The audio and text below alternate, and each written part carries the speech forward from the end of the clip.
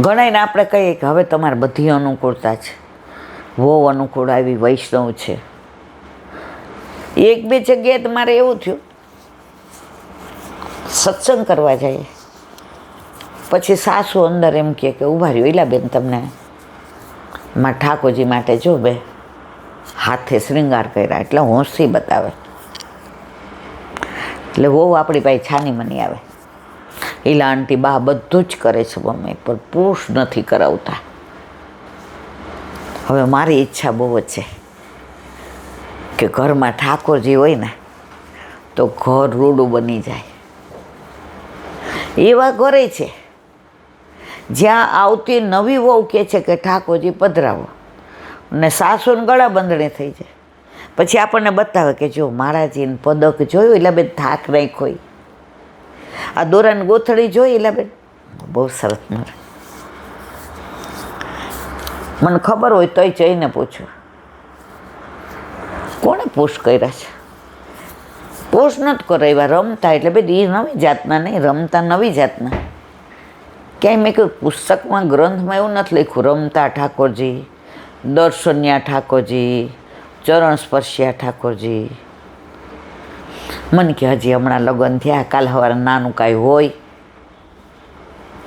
પછી આપણે મેં કીધું ત્યાં સુધી તમે તો મેં તો તમારું જોરદાર કહેવું પડો, તમને ખબર છે કે તમે 100 વર્ષ જીવવાના છે. એટલે હવે તરત કીધું મમ્મી એ બધું થઈ પડશે, ઠાકોરજી પધરાવો ને પછી એની વ્યવસ્થા તો થઈ જશે. હવે સામે આંખ કાઢે આપણે જોઈએ. તો જેને પ્રભુને જેના ઘરે પધારવું હોય ને ત્યાં ઠાકોરજી પધારે છે. બાકી બધી અનુકૂળતા હોય, જો પ્રતિકૂળતા, અનુકૂળતા, સાનુકૂળતા ને સસાનુકૂળતા. સસાનુકૂળતા હોય તો હજી વાર છે. કાલ કાલ કરતા કાળ આવી જાય. કાળ એટલે જવાનો સમય. કાલ કાલ કરતા કાળ આવી જાય. વ્યર્થના વાણી વિલાસની અંદર સમય તારો ચાલ્યો જાય. કાલ તો કોઈ દી પડવાની જ નથી. ખેર અહીંયા વિરામ આપીએ. વ્રજ વિહાર, નવનીત પ્રિય શાસ્ત્રી. વ્રજની વાતો, વ્રજની લીલા, વ્રજ વિહાર, વ્રજની લીલા સ્થળે. આજે જ એક પ્રસંગ વાંચ્યો. આ બધાય વાંચ્યો હોય પણ ગોળ તો ગમે ત્યારે ખાય ને તો ગળ્યો જ લાગે. બધાય વાંચો એટલે ટૂંકમાં, પણ બધા પ્રસંગ જ્યારે આવે ને ત્યારે મને બહુ આનંદ આવે છે. ગિરધરજી અને ગુસાઈજી મુખારવિંદ પાસે બિરાજતા હતા. બહાર શોર બકોર થયો, બહુ અવાજ આવ્યો, બધા દોડ્યા. એટલે ગુસાઈજીએ કીધું ગિરધર देख तो काव भयो है, कोई ऐसी बात तो नहीं हुई क्या? गिरधर जी दौड़ा आवीने के काकाजी हाँ बोल गिरधर काव भयो? काकाजी एक गधेड़ो मरी गयो छे એટલે એને ઢસડીને પેલો લઈ જાય છે વ્રજ રજમાં. એટલે બધાય અવાજ કરે છે. ત્યારે ગુસાઈજીના નેત્રો સજળ થયા.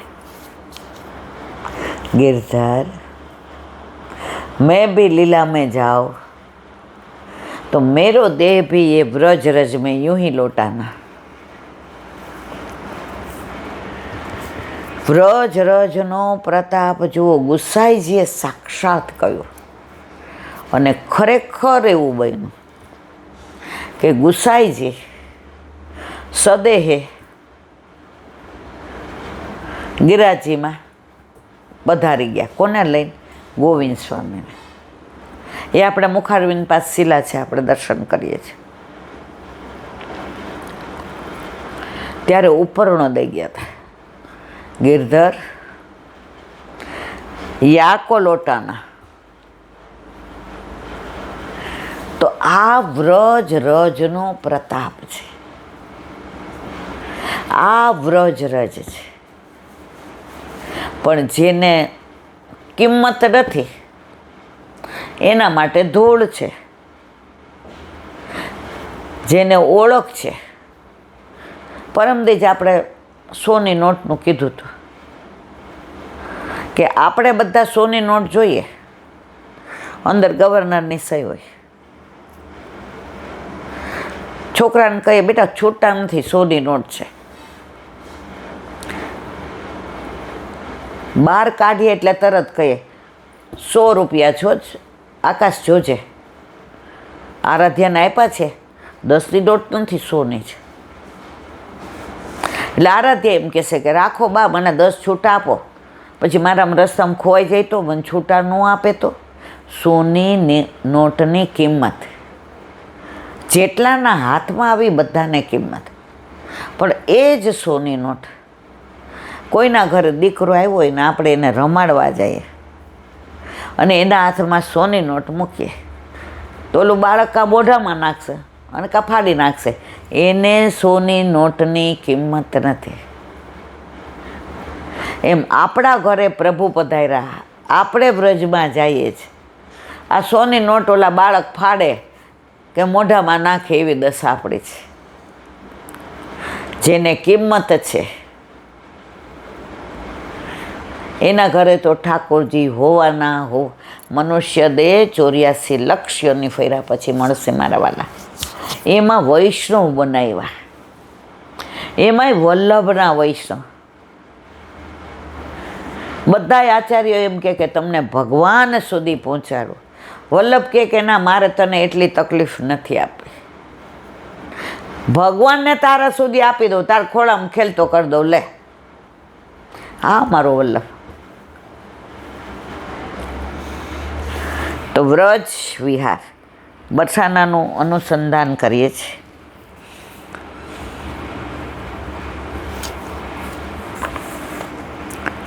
વિલાસગઢ, કાલે આપણે માનગઢની લીલાનું અનુસંધાન કર્યું, આજે વિલાસગઢ.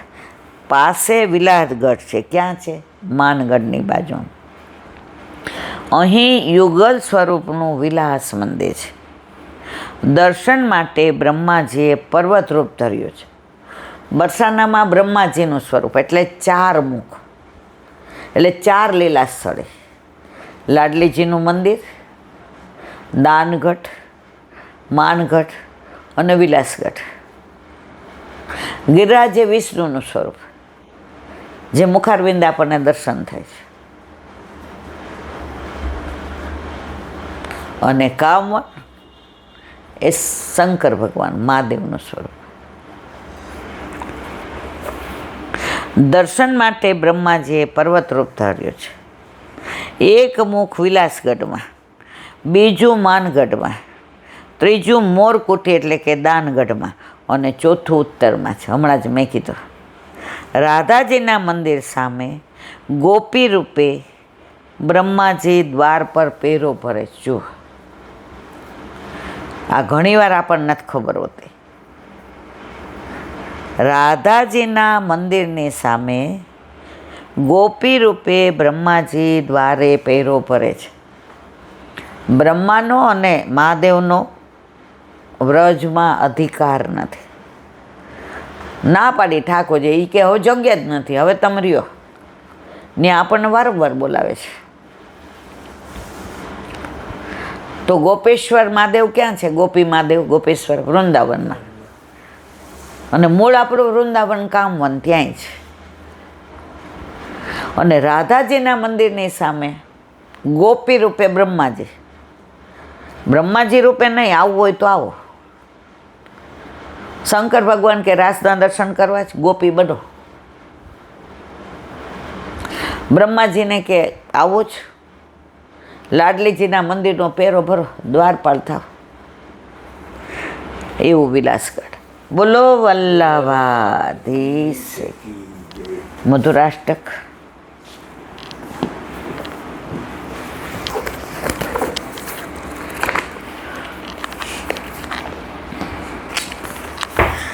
મધુરાધિપતિનું સર્વસ્વ મધુર. એક દિવસ એક ગોપીએ કહ્યું, ચાલો સખીઓ, નંદનંદન શ્યામના દર્શન કરી આવીએ. શ્યામને નિરખતા નયન થાકતા નથી. કેટલી વાર સુધી નિરખીએ છીએ છતાં ધરવ થતો નથી. જો પાણીને તરસ લાગી હોય ને તો પેલા ગ્લાસો ગટગટાવી જાય, બીજો ધીમે ધીમે, ત્રીજે ના પાડીએ, ના હવે નહીં, તરસ છીપાઈ જાય. આ પ્રભુને નિરખવાની તરસ એવી છે, જેમ જેમ નિરખીએ એમ તૃપ્ત ન થઈએ, તરસ વધતી જાય. હજી થોડીક વાર, હજી થોડીક વાર. એટલે તો બાંકે બિહારી મંદિરમાં ટેરો રાખ્યો છે કે આ ઠાકોરજી તેવા જ, કોકારે નજર મિલી જાય તો હાલતા થઈ જાય. જેવા દર્શન કરીને હજી આમ જોવા જાય ત્યાં ટેરો. વળી દર્શન કરીએ કે આ ચરણારવિંદ, પણ અખાત્રીજ સિવાય તો ચરણારવિંદના દર્શન થતા નથી. વળી જોઈએ આ હાથ તો ઠાકોરજી વેણું કેટલા સુંદર લાગે છે, વળી ટેરો. તો ઠાકોરજીના દર્શન કરતાં ધરવ થતો નથી.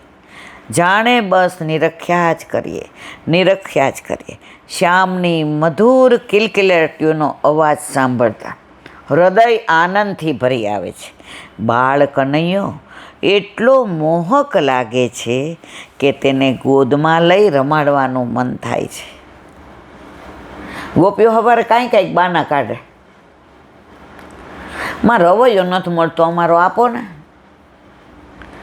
રવૈયો તો ઘરમાં જ હોય છે, બાનું ઠાકોરજીના દર્શન કરવાનું. બીજી આવે, માં થોડુંક છાણ લઈ જાઓ, મારે લીપવું છે. બાનું દર્શન ઠાકોરજીના કરવા. ત્રીજી આવે, માં જળ ભરતી આવું તમારું, હું યમુનાજી જાઉં છું. બાનું જળ ભરવાનું દર્શન. આવા તો કેટલી ગોપીઓ કેટલાય બાના કાઢીને આવે નંદ બાવાની ડેલીએ કે ઠાકોરજીના દર્શન થઈ જાય. જો ગોદમાં આવી જાય તો માનો અમૂલક ખજાનો ધન પ્રાપ્ત થયું. ગોપીઓનું ધન તો શ્યામ છે, એને નિરખતા મન ભરાતું નથી, તૃપ્તિ થતી નથી. ગોદમાં ને ગોદમાં રાખી મન તૃપ્ત થાય, મન ભરાય ત્યાં સુધી શ્યામને નિરખતા રહેવાનો શું ઉપાય કરીએ? માની ગોદમાં પાછો જ નથી દેવો, મારી ગોદમાં જ રાખવો છે. પણ આમાં બાનું ન ચાલે. બધી ગોપીઓને રમાડવા આવી એટલે મા એ પેલી ગોપીને આપી, બીજી કોણી મારે હવે મને દે. ત્યાં ત્રીજી કે હવે અમારો વારો આવવા દે. ત્યાં ચોથી કે હવે બહુ રમાડ્યો. પાંચમી માં એ કે તમે એક મોટી ભૂલ કરી. એ કે હું? એ કે એક જણો હજારો જણા હોત તો અમારા ઝઘડા થાત. ઠાકોરજીએ ત્યારે સાંભળી લીધું અને અત્યારે ઘરે ઘરે પધરાવી દીધા હજારો જણા. એ ગોપીઓનો મનોરથ પૂરો કર્યો. તો કાનાને ઘરે લઈ જઈએ. યશોદાજી જોયા છે, આટલાય દર્શન કરવા દે છે, એ જ આપણું રૂડું ભાગ્ય છે, અહો ભાગ્ય છે. અમારા ગોકુળમાં તો ગોપ ગોવાલણોને શ્યામના દર્શન મળે છે. અનુપમ શ્યામ કાન કુંવર, કાનાની છબી નિરખી વારંવાર ઓવારી જઈ કહીએ છીએ, મધુરાધિપત્યનું સર્વસ્વ મધુર. બોલો વલ્લભાધીશ કી.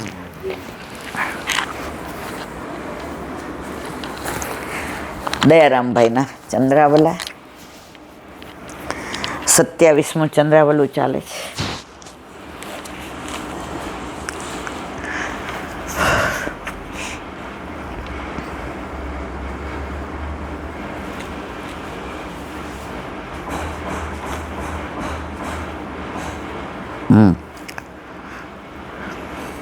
પુષ્ટિ માર્ગમાં નિત્ય નવા વાગા, વસ્ત્ર, શ્રૃંગાર, આભૂષણો નવી નવી છટાથી ધરાવાય છે. આપણે ત્યાં કાંઈ એકનું એક છે જ નહીં. કાલે જ એક વૈષ્ણવે સરસ ભાવ કીધો હતો કે તમે યમુના કિનારે બેઠા હો તો જળ આવે, હજી તમે જળ ઉપર દ્રષ્ટિ કરો ત્યાં એ જળ આગળ જાય અને બીજું જળ આવે, તો એ જળમાં ઠાકોરજીએ જે લીલા કરી તો આપણને એમ થાય આ તો દર્શન કરવાનું રહી ગયા. ઠાકોરજી કે ચિંતા કરમાં પાછું બીજું જળ આવે છે ને એમાં બીજી લીલા છે. નિત્ય નવતમ લીલા શ્રુતિ ન પામે પાર. તો આપણા ઠાકોરજીમાં રોજ જ એવું હોય કે આજ એક ના એક વાઘણ, એક ના એક વસ્ત્ર ગમશે, કંટાળી જાય. અરે શ્રાવણ મહિનામાં આપણે નંદ ઉત્સવની તૈયારી કરીએ અને પલને ઝુલાવતા હોય, ત્યાં રાધાષ્ટમી આવે, ત્યાં તો દાન લીલા આવે, ત્યાં તો સાંજી લીલા આવે, અરે નવવિલાસ આવે, રાસ આવે, શરદ પૂનમ આવે, પછી રમા એકાદશી આવે, બધાય વાઘ બારસ કે, આપણે બચ બારસ, પછી બધાય ધનતેરસ કે, આપણે ધન્યતેરસ, બધાય કાળી ચૌદસ આવે, આપણે કાળી ચૌદસ ને રૂપ ચતુર્દશી. ચતુર એટલે 4, દશી એટલે 10, 10 ને 4 14. 14 બ્રહ્માંડમાં જેના જેવું રૂપ કોઈનું નથી એવો મારો સામળ્યો. દિવાળી આવે, દીપમાલિકા, 200 વર્ષ અન્નકૂટ, ભાઈ બીજ, એ મારા વાલા નિત્ય નવતમ લીલા. એવું કહેવાય વ્રજમાં અઠવાડિયાના દિવસ 7 પણ ઉત્સવ 8. આપણા ઘરે તમે જોજો, શિયાળામાં સુખ ઓલા આપણે બનાવીએ સૂંઠના પધરાવીને બધું, સૌભાગ્ય સૂંઠ,